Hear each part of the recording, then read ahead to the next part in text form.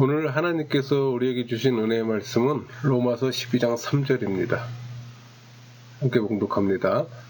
내게 주신 은혜로 말미암아 너희 각 사람에게 말하노니 마땅히 생각할 그 이상의 생각을 품지 말고 오직 하나님께서 각 사람에게 나누어 주신 믿음의 분량대로 지혜롭게 생각하라. 오늘 말씀의 제목은 하나님이 주신 믿음의 분량대로 사는 신앙인들입니다. 선포되는 말씀을 통해 하나님의 은혜를 경험하는 시간이 되기를 소망합니다. 하나님은 모든 것을 창조하시고 또 그 후에 아담을 지으셔서 아담에게 모든 것을 다스릴 통치권을 주셨어요. 그러나 아담은 죄를 지었고 또 통치권을 사단에게 빼앗겼습니다. 그래서 또 사단은 세속의 왕이 된 겁니다. 그렇지만 예수님은 우리를 사단의 지배로부터 또 속량하기 위해 오셨고 또 우리는 예수님 안에서 왕으로 군림하게 됩니다. 그것은 우리의 삶을 우리가 지배한다는 뜻이에요. 지배당하지 않고 지배하는 겁니다. 그러니까 세속이 우리를 지배하는 것이 아니라 우리가 세속을 지배하는 겁니다. 그 문제는 세속의 지배를 받는 이들이 많아요. 우리가 우리를 속량하신 그리스도 예수 안에서 주인이 되어야 합니다. 만일 여러분이 예수의 믿음을 선물 받고 그 받은 것을 삶에 적용한다면, 사용한다면 주님은 여러분의 미래를 위해 움직입니다. 우리가 알아야 할 것은 하나님의 말씀은 성경에서 선포한 그대로라는 겁니다. 말씀은 계시예요. 우리에게 지금 말씀하고 계신 겁니다. 우리 히브리서 4장 12절 하나님의 말씀은 살아있고 활력이 있어 좌우의 날선 어떤 검보다도 예리하여 혼과 영과 및 관절과 골수를 찔러 쪼개기까지 하며 또 마음의 생각과 뜻을 판단하나니. 하나님의 말씀은 살아있는 존재이며 여러분이 말씀을 받아 행할 때만 살아납니다. 그러므로 큰 믿음의 첫걸음은 하나님의 말씀을 받아들이고 이해하고 실행하는 거예요. 여러분이 일상에서 잘못된 생각, 잘못된 믿음, 잘못된 고백은 패배와 실패를 고백하는 겁니다. 그 실패를 고백하게 함으로써 사단은 여러분을 성공하지 못하게 하고 또 억압해서 헤어나지 못하게 해요. 그러니까 우리의 회개는 하나님의 진리를 증거하는 겁니다. 또 아는 것을 증언하는 것이고 또 믿고 있는 바를 확신해야 합니다. 그러니까 여러분은 입으로 하나님께서 여러분을 다스리게 할 수도 있고 사단이 다스리게 할 수도 있어요. 그러니까 여러분의 심령 안에서 예수의 믿음으로 말미암는 입술의 시인은 모든 전쟁에서 사단을 패배시킬 겁니다. 우리 디모데후서 1장 7절 하나님 우리에게 주신 것은 두려워하는 마음이 아니요 오직 능력과 사랑과 절제하는 마음이니. 우리가 가끔 두려움을 느낀다고 하더라도 그 두려움을 표현해서는 안 되는 거예요. 의심과 두려움은 죄로부터 옵니다. 그러니까 하나님은 오직 능력과 사랑과 절제하는 마음을 주셨어요. 그러니까 의심과 두려움을 표현하는 대신 하나님의 말씀이 말하는 것을 표현하세요. 그러니까 너무도 자주 우리는 하나님의 말씀을 증거하는 것보다 우리의 육체적 감각이 증거하는 걸 표현하잖아요. 사실 안타까운 일입니다. 우리는 말씀이 우리를 통해 일하시도록 말씀을 고백하는 연습을 해야 하는 겁니다. 우리 갈라디아 3장 13절 그리스도께서 우리를 위하여 저주를 받은 바 되사 율법의 저주에서 우리를 속량하셨으니 기록된 바 나무에 달린 자마다 저주 아래 있는 자라 하였음이라. 이 말씀은 그리스도께서 우리를 율법의 저주에서 속량하셨다고 우리에게 말하는 겁니다. 또 우리 요한 3서 1장 2절 사랑하는 자여 내 영혼이 잘된 같이 내가 범사에 잘되고 강건하기를 내가 간구하노라. 이렇게 또 증거하시잖아요. 여러분이 알아야 할 것은 그리스도 안에서 받는 구속의 실제입니다. 우리 골로새서 1장 12절에 13절 말씀, 우리로 하여금 빛 가운데서 성도의 기업의 부분을 얻게 합당하게 하신 아버지께 감사하게 하시길 원하노라. 그가 우리를 흑암의 권세에서 건져내사 그의 사랑의 아들의 나라로 옮기셨으니 그 아들 안에서 우리가 속량 곧 제사함을 얻었도다. 여기서 건져내사, 이 말은 건져내실 것이라고 말하지 않고 건져내셨다고 지금 말하는 걸 주목해야 됩니다. 그러니까 신앙인은 그리스도 안에서 새로운 피조물이 되었기 때문에 사단의 지배는 끝났어요. 그러니까 우리는 십자가를 통해 사단을 지배할 권세를 가지고 있는 겁니다. 여러분, 우리의 권세는 어린 양의 피와 우리의 증거는 말인 고백이에요. 그러니까 우리를 구속해 기업을 얻기에 합당하게 하신 하나님께 우리의 새로운 몸과 영으로 영광을 돌려야 하는 겁니다.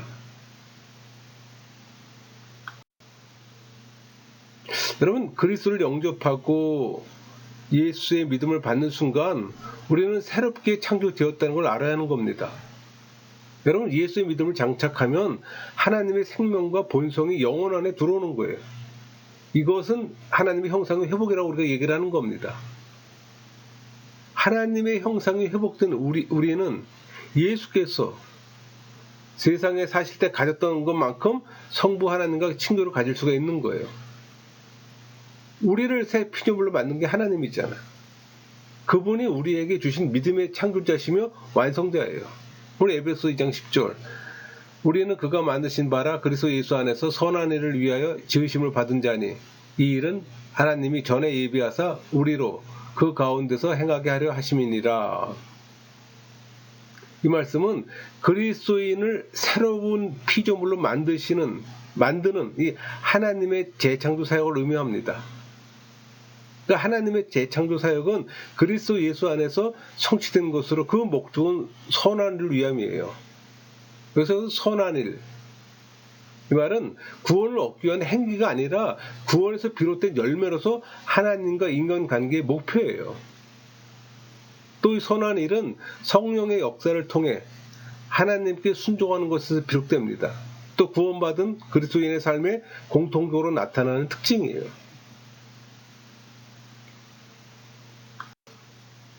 우리 고린도전서 1장 9절, 너희를 불러 그의 아들 예수 그리스도 우리 주와 더불어 교제하게 하시는 하나님은 미쁘시도다. 여러분, 구속의 핵심은 교제예요. 이 고린도서 1장 9절에서 모든 신자들을 하나님의 부르심을 받은 대상으로 간주하는 겁니다. 그러니까 부르심의 목적은 하나님께서 인간과 교제해 그들을 거룩하게 하기 위함이에요. 그러니까 하나님께서는 우리를 부르심으로 또 하나님의 사역을 영원히 이루시는 겁니다. 여기서 교제, 헬라어로 코이노니아, 그러니까 연합과 교통을 포함하는 말로 함께 참여함을 의미합니다. 기독교 신앙의 핵심이죠. 그러니까 하나님께서 주신 이 최고의 명예는 인류를 구원하시는 하나님의 꿈을 실현하기 위해 삼위의 하나님과 함께 공동 교제를 갖는 겁니다. 여러분, 교제는 예수의 믿음이 기본이며 기쁨과 승리의 뿌리예요. 우리가 하나님과 교제하면 기도는 우리가 가지고 있는 최고의 특권 중에 하나가 될 겁니다. 하나님은 우리에게 능력을 주셨어요. 하나님은 요한복음 14장 14절, 내 이름으로 무엇이든지 내게 구하면 내가 행하리라, 이렇게 말씀하셨잖아요. 그러니까 우리는 예수님의 이름을 사용할 권세가 있는 겁니다. 대부분 그 권세를 사용하지 않는 것은 믿음이 없어서가 아니라 그리스도 안에서 우리의 법적 권리를 모르기 때문입니다. 예수님의 이름을 사용하는 것은 하나님의 자녀로서 우리의 정당한 권리잖아요. 우리에게 속한 것이 무엇인지 아는 일이고 또 말씀이 말하는 것을 행하는 겁니다. 그것을 알고 사용하는 게 신앙생활의 팁이에요. 여러분, 하나님은 예수님을 믿는 자들의 의입니다. 의는 하나님의 선물이잖아요.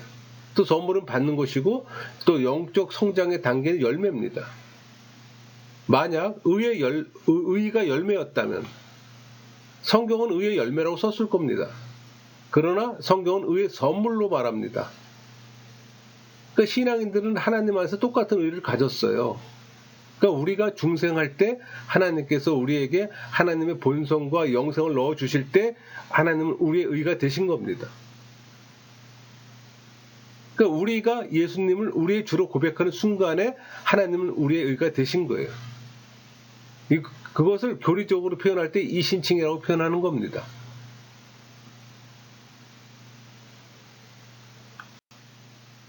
요한일서 1장 9절 만일 우리가 우리 죄를 자백하면 그는 미쁘시고 의로우사 우리 죄를 사하시며 우리를 모든 불에서 깨끗하게 하실 것이요. 우리 예배할 때마다 죄 고백을 할 때 항상 낭독되는 말씀 구절 있잖아요. 이 말씀은 신앙인에게 준 겁니다. 죄를 회개하고 불의로부터 깨끗게 되었다면 의로운 거예요. 또 그것은 하나님 임재 안에 죄책감이나 비난이나 열등감 없이 살 수 있다는 걸 또 의미하기도 합니다. 더 이상 우리는 죄 때문에 두려워할 필요가 없어요. 예수 그리스도의 피를 통해 의로워졌으므로 확신을 가지고 또 하나님의 임재 속으로 들어갈 수가 있는 겁니다. 그게 신앙인의 특권이에요. 예수의 믿음을 가졌기에 우리 육체가 하나님의 성전임을 깨닫는 겁니다. 성령 하나님께서 우리 안에 살고 계시잖아요. 우리는 삶의 위기마다 본능적으로 성령이 내 안에 계심으로 그분이 나를 끝까지 지킬 것이다. 그분 때문에 나는 실패할 수 없다라고 말해야 하는 겁니다. 우리 히브리서 4장 16절 그러므로 우리는 긍휼하심을 받고 때를 따라 돕는 은혜를 얻기 위하여 은혜의 보좌 앞에 담대히 나갈 것이니라. 성경의 말씀을 믿는다면 성령께서 조명하시고 또 인도하시며 우리 삶의 모든 면에서 도움을 주실 겁니다. 그러니까 신앙인은 매 순간 그분의 임재를 인식할 수 있어요. 그분의 능력을 믿음으로써 나는 할 수 있다라고 말할 수가 있는 겁니다. 그러니까 믿음의 말이 성령께서 우리를 위해 역사하시도록 만드는 거예요.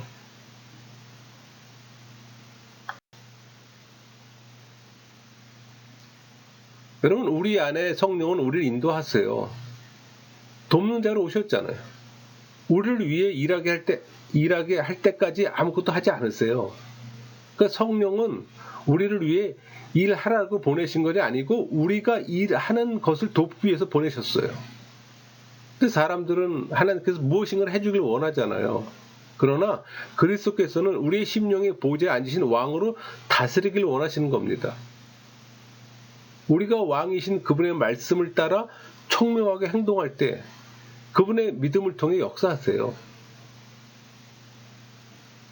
여러분은 사단과 싸웁니까? 죄와 싸웁니까? 싸우지 마세요.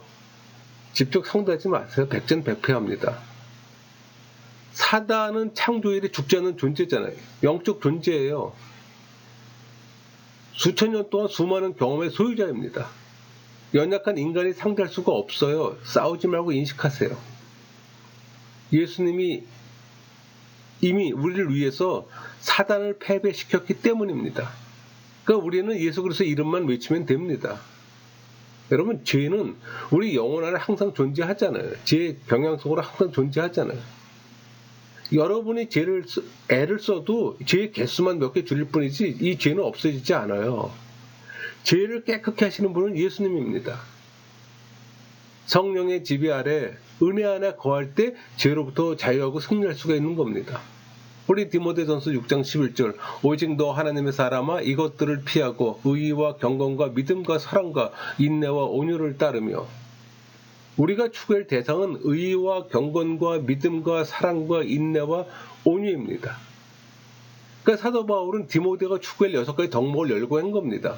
문제는 이것에 대한 무지, 몰이해, 포기, 이해 부족이에요. 우리 디모데전서 6장 12절 믿음의 선한 싸움을 싸우라 영생을 취하라 이를 위하여 네가 부르심을 받았고 많은 증인 앞에서 선한 증언을 하였도다. 오직 신앙인이 싸울 싸움은 믿음의 선한 싸움뿐입니다. 여러분 신앙의 경기에서 이기기 위해 온갖 노력을 다 기울일 것을 권고한 말씀이에요. 이 믿음의 선한 싸움을 좀 간단히 요약하면 신앙인으로서 열심히 추구할 신앙 덕목들이에요. 우리 디모데전서 6장 11절 여기서 의, 경건, 믿음, 사랑, 인내, 온유 다 언급되어 있잖아요. 하나씩 볼게요. 의는 법적 용어입니다. 공의를 말하는 거예요. 그러니까 하나님의 의로우심과 같이 진리에 부합하는 올바른 삶을 의미하는 겁니다. 경건은 하나님에 대한 경외심으로 그에 걸맞는 삶에 힘쓰라는 걸 말하는 겁니다. 그러니까 만몬이 아닌, 물질이 아닌 하나님만이 참된 경배의 대상으로 알고 경외하는 것을 말하는 겁니다. 믿음은 하나님에 대한 인간의 전적인 신뢰예요. 여기서는 대인관계에 있어서 어떤 신실함, 정직성을 의미하기도 합니다. 사랑은 무조건적 사랑을 말하는 거예요. 동시에 이런 신적 사랑에 대한 모방으로서 자기 희생적 사랑을 말하기도 합니다. 여기에서도 자기 어떤 중심적 사고나 탐심이 배제된 희생과 봉사의 실천적 사랑을 말하는 거예요. 인내는 불행과 고난, 역경에도 불구하고 도망가지 않고 신앙인의 자리에 머물러 있는 것을 말하는 겁니다. 온유는 사실 인내와 유사한 의미를 갖고 있습니다. 하지만 인내가 힘든 상황을 참아내는 것이라면 온유는 더 나아가서 자신에게 어려움을 가져다 주는 사람에게 적대감을 가지지 않고 오히려 사랑으로 대하는 마음과 태도를 말하는 거예요. 그러니까 신앙인들이 마땅히 힘써 지켜야 할 덕목들임을 기억해야 합니다. 그러니까 우리가 믿음의 선한 싸움을 싸울 때 우리는 연약함의 어떤 영역에서 무한한 하나님 능력의 영역 안으로 들어갈 수가 있는 거예요. 여러분, 종교인들은 지적 동의로 예수님을 믿습니다. 신앙인은 예수의 믿음으로 믿어요. 엄청난 차이예요. 예수의 믿음이 심령 가운데 부어져야 참 믿음을 가질 수가 있는 거예요. 우리 개혁성경을 보면 로마 3장 22절 곧 예수 그리스도를 믿음으로 말미암아 모든 믿는 자에게 미치는 하나님의 의인이 차별이 없느니라. 여기서 그리스도를 집중 목적으로 썼잖아요. 이건 어떤 대상을 믿는 것으로 번역된 거예요. 잘못된 번역입니다. 영어 성경은 오브로 돼 있어요. 소유격으로 번역됐다는 얘기예요. 헬라어 성경은 디아로 표현돼 있어요. 디아. 무엇을 통해, 무엇 때문에. 그러니까 예수의 믿음을 통해서 이게 맞는 거예요. 예수님의 믿음을 통해서 이게 해석이 맞는 겁니다. 즉 예수님을 믿는 것이 아니라 예수의 믿음을 받아야 합니다. 내가 예수님의 믿음으로서 예수님을 믿는 겁니다. 그러니까 새로운 생명체가 되는 거예요. 여러분, 내 믿음은 변덕이 심해요. 그러나 예수님의 믿음은 흔들림이 없어요. 그걸 선물 받아야 되는 겁니다. 그러니까 말씀을 통해 성령 세례를 받을 때 예수의 믿음이 들어와요. 선물이기 때문에. 그러니까 중생했다는 것은 의지가 변화되었다는 겁니다. 정서적 감동이나 어떤 지적 동의, 흥분 상태를 말하는 게 아니에요. 믿음의 씨앗이 심령에 들어오면 성장하는 겁니다. 많은 사람들은 역사적 예수를 지적 동의하는 것으로 믿음을 착각해요. 분명한 이해가 필요합니다. 사도 바울은 로마서 12장 3절 하나님께서 각 사람에게 나눠주신 믿음의 분량대로라고 표현했어요. 그러니까 하나님은 믿음을 말씀을 통해 심령에 넣어주세요. 그러니까 말씀을 진실로 받아들일 때 믿음이 들어오는 겁니다. 그러니까 믿음은 하나님께서 각 사람에게 나눠주신 것으로 주관적이에요. 그러니까 믿음은 도구예요, 도구. 그러니까 믿음은 심령으로 받고 입으로 표현하는 겁니다. 그러니까 믿음이 없다고 말하면 의심이 여러분을 묶어요. 여러분이 한 말로 묶여지는 겁니다. 여러분, 패배나 실패는 신앙의 소유가 아니에요. 생각은 많이 해요. 하지만 우리가 그 생각을 말로 표현하지 않으면 그냥 없어지는 겁니다. 심령을 따라 표현하는 법을 배우세요. 믿음의 표현은 실제를 형성하고 소유를 가져옵니다. 여러분이 기도응답 받으려면 여러분의 행동이 말하는 것과 일치해야 됩니다. 행동과 일치하지 않는 믿음을 역사하지 않아요. 사람들은 자신의 문제에 대해 환경과 타인을 탓합니다. 그러니까 환경과 타인을 탓하는 이유는 하나님의 말씀을 행하는 자가 아니기 때문이에요.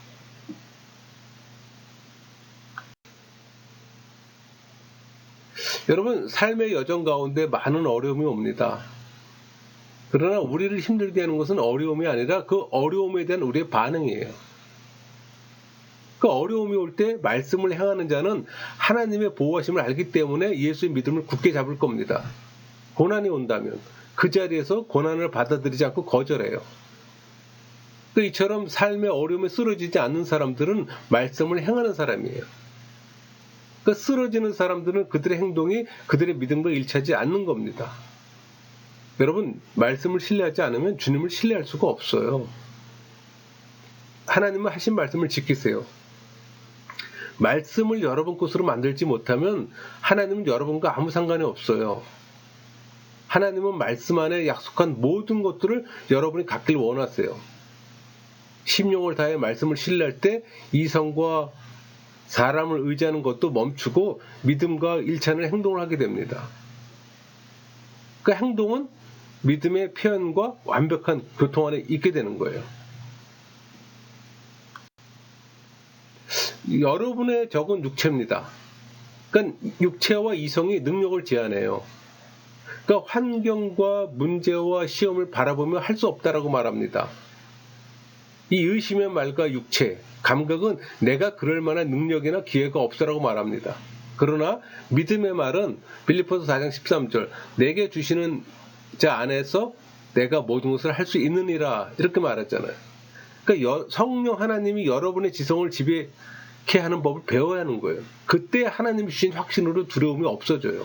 우리 시편 27편 1절 여호와는 나의 빛이요 나의 구원이시니 내가 누구를 두려워하리요. 여기서 내가 누구를 두려워하리요. 다윗은 어느 누구도 자신을 두렵게 만들 수 없다는 확신을 보여주고 있는 겁니다. 그를 위협했던 대적들의 힘이 약해서 그가 이런 확신을 가진 게 아니에요. 대적들의 수는 많고 힘은 매우 강했어요.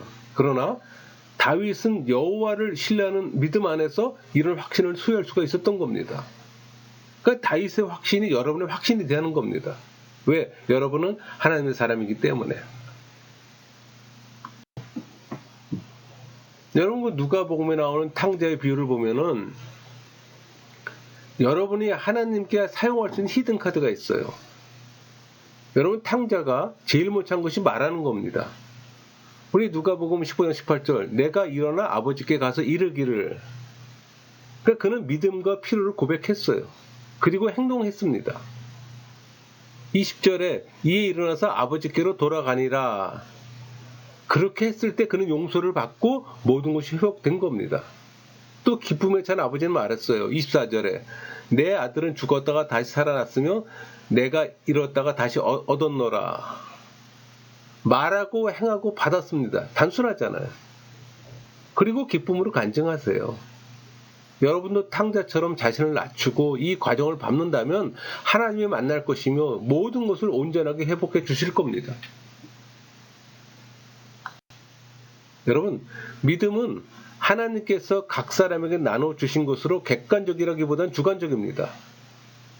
우리 로마서 12장 3절 내게 주신 은혜로 말미암아 너희 각 사람에게 말하노니 마땅히 생각할 그 이상의 생각을 품지 말고 오직 하나님께서 각 사람에게 나눠주신 믿음의 분량대로 지혜롭게 생각하라.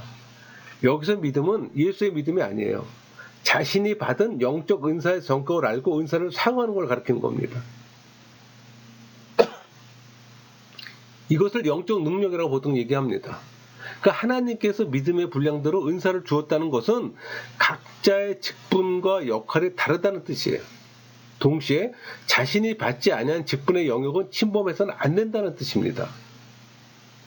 그러므로 그리스도인은 이런 제한을 의식하고 그가 교회에서 수행할 역할에 관한 그의 열망을 규제해야 되는 거예요.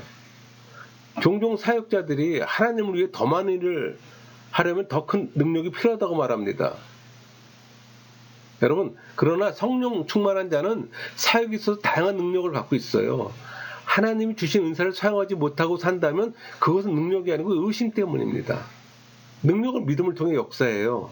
은사는 다양하잖아요. 왜 그걸 다 가져야 되죠? 각 사람에게 나눠준 건, 그 사람에 맞게 나눠준 건데, 그러니까 자기 명예를 위한 은사만을 구해서 문제지, 믿음으로 각자의 능력을 활용하고 말씀 위에 행한다면 우리의 삶을 위해 하나님께서 계획하신 축복을 얻게 될 겁니다. 욕심내지 마세요.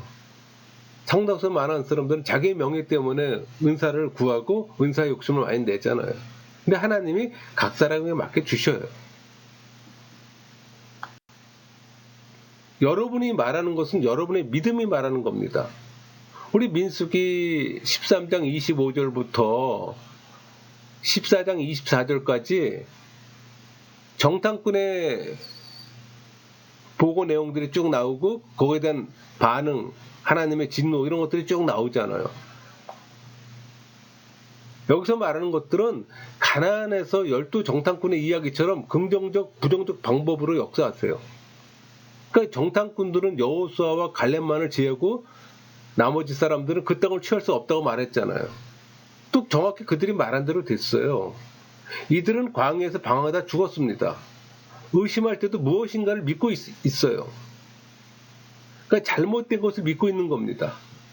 그들이 가나안 땅에 들어가지 못한 것은 가나안 땅의 문제가 아니고 그들의 심령 안에 있는 두려움이었어요.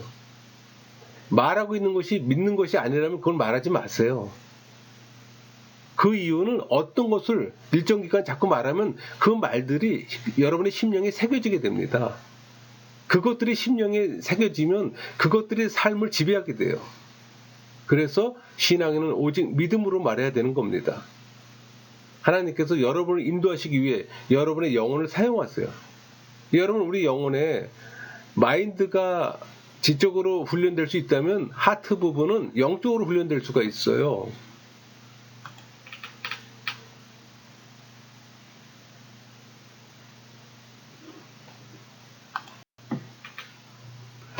여러분, 그 영적 훈련이 체득화되면은 일상의 삶에서 하나님 뜻을 알 수가 있어요. 우선적으로 말씀 묵상이 기본입니다. 우리 여호수아 1장 8절 이 율법책을 네 입에서 떠나지 말게 하며 주야로 그것을 묵상하여 그 안에 기록된 대로 다 지켜 행하라. 그리하면 네 길이 평탄하게 될 것이며 내가 형통하리라.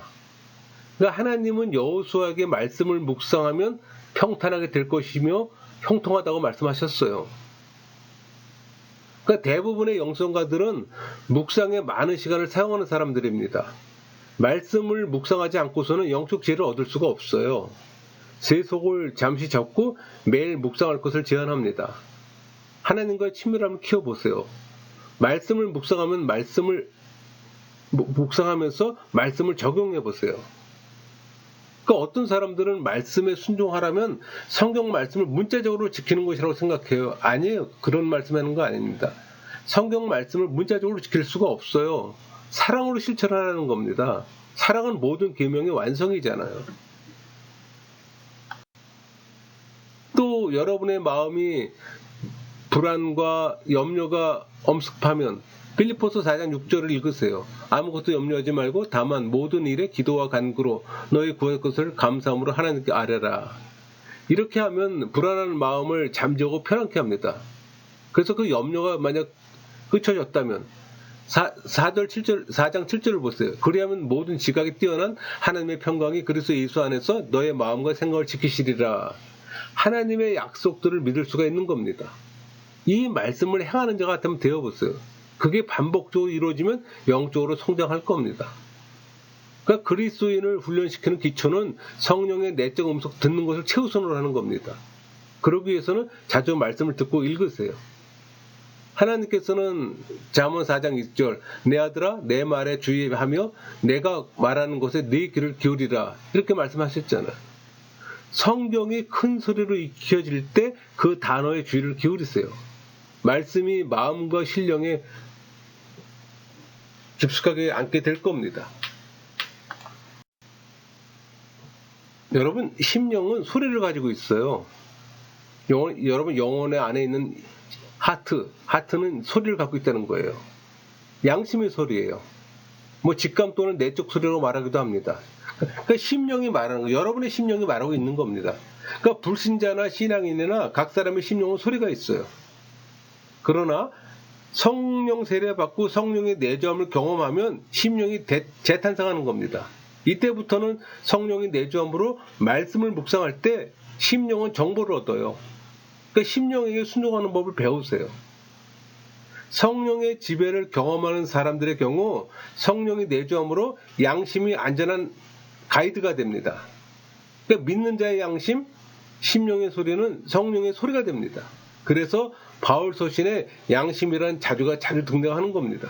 우리 잠언 20장 27절 사람의 영혼은 여호와의 등불이라 사람의 깊은 속을 살피느니라. 그러니까 말씀을 묵상하고 말씀을 먹을 때 우리의 영혼은 안전한 가이드가 됩니다.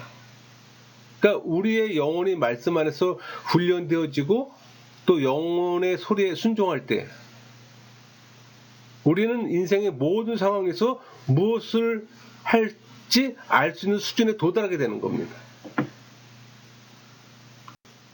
정리할게요. 우리 히브리서 11장 1절 믿음은 바라는 것들의 실상이요 보이지 않는 것들의 증거니 이렇게 증거하잖아요. 이 말씀을 좀 쉽게 설명하면은 믿음은 바라지만 아직 존재하지 않는 것을 붙잡아서 실존의 영역으로 가져오는 겁니다. 그 말은 보이지 않는 하나님의 말씀을 보이는 것보다 더 확실하게 믿어서 그것이 삶으로 실체화되는 걸 나타내는 거예요. 그러니까 신앙인은 고난 가운데 있어도 하나님이 함께 하심을 알아요. 알기 때문에 삶에서 그것을 입증해내는 겁니다. 여러분, 믿음은 자신의 필요를 충족시킬 수단이에요. 자신이 마음속에 가지고 있는 것을 삶으로 표현해내는 도구입니다. 그러니까 믿음은 도구의 수단이라고 제가 누누이 말씀드리잖아요. 보이지 않는 하나님에 대한 믿음을 삶에서 실체화시키는 겁니다. 그러려면 믿음이 있어야 되는 거예요. 지적 동의가 아닌 예수의 믿음이. 여러분, 모든 사람은 신자든 불신자든 타고난 일반적인 믿음을 가지고 있어요. 그러나 기독교의 믿음은 지적 동의가 아니라 예수의 믿음이라고 제가 눈에 말씀드리잖아요. 그러니까 믿음은 말씀을 통해 우리의 의지를 터치하고 심령 안에 들어와 자리매김하고 말씀을 통해 성장해요. 그러므로 하나님을 믿는 것은 전적으로 성령의 선물입니다. 성경의 말씀을 믿는 겁니다. 영적 능력이에요. 하나님의 은혜로 받은 영적 은사의 성격을 알고 은사를 사용하는 겁니다. 그러니까 성령 하나님이 성부 하나님을 드러내고 깨닫게 하는 것이 믿음이에요.